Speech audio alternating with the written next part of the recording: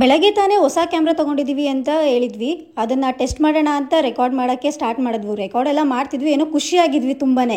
ಆದರೆ OLX ಅಲ್ಲಿ ಹೆಂಗೆ ಮೋಸ ಮಾಡ್ತಾರೆ ಅನ್ನೋದಕ್ಕೆ ಈಗ ಮತ್ತೆ ನಾವೇ ಸಾಕ್ಷಿ. OLX ಅಲ್ಲಿ ಈ ಫೋಟೋದಲ್ಲಿ ಕಾಣ್ತಾ ಇರೋರು ಈ ಕ್ಯಾಮ್ರಾ ಡೀಟೇಲ್ಸ್ ಹಾಕಿರ್ತಾರೆ. ಅವ್ರು ಬಂದು RR ನಗರು. ಅವ್ರ ಕಾರ್ ನಂಬರ್ನು ಇಲ್ಲೇ ಡಿಸ್ಪ್ಲೇ ಮಾಡ್ತಿರ್ತೀನಿ, ಅವ್ರ ಫೋನ್ ನಂಬರು ಇಲ್ಲೇ ಡಿಸ್ಪ್ಲೇ ಮಾಡಿದ್ದೀನಿ.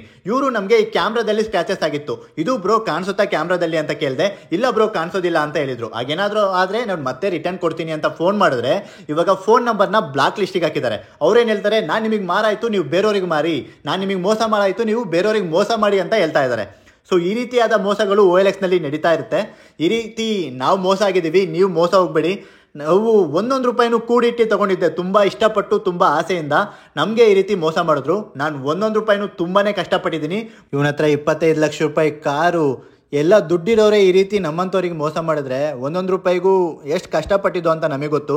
ಆದಷ್ಟು ಈ ವಿಡಿಯೋನ ತುಂಬ ಜನಕ್ಕೆ ಶೇರ್ ಮಾಡಿ. ಅವ್ರು ಕೇಳ್ದಷ್ಟು ದುಡ್ಡೇ ಕೊಟ್ಟು ನಾವು ಇಸ್ಕೊ ಬಂದಿರೋದು. 32,000 ಕಮ್ಮಿ ಅಲ್ಲ. ಸೊ ಎಷ್ಟು ಕಷ್ಟಪಟ್ಟಿದ್ದೀನಿ ನಮಗೆ ಗೊತ್ತಿರುತ್ತೆ. ಈ ರೀತಿ ಮೋಸ ಮಾಡ್ತಿರ್ತಾರೆ. ಆದಷ್ಟು ಈ ವಿಡಿಯೋನ ಬೆಂಗಳೂರಿನಲ್ಲಿರೋ ಎಲ್ಲರಿಗೂ ಶೇರ್ ಮಾಡಿ. ಇವ್ನು ತಲೆ ಎತ್ಕೊಂಡು ಓಡಾಡಬಾರ್ದು. ಈ ರೀತಿ ಬಡವರಿಗೆ ಮೋಸ ಮಾಡೋದ್ರಿಂದ ಏನು ಸಿಗುತ್ತೆ ಖಂಡಿತವಾಗ್ಲೂ ಗೊತ್ತಾಯಿಲ್ಲ. ಆದರೂ ತುಂಬ ಬೇಜಾರಾಗುತ್ತೆ, ಏನು ಮಾಡೋಕ್ಕಾಗಲ್ಲ. ಸೊ ಒಳ್ಳೆಯದಾಗಲಿ, ಸುಮ್ಮನೆ ಬಿಡಲ್ಲ.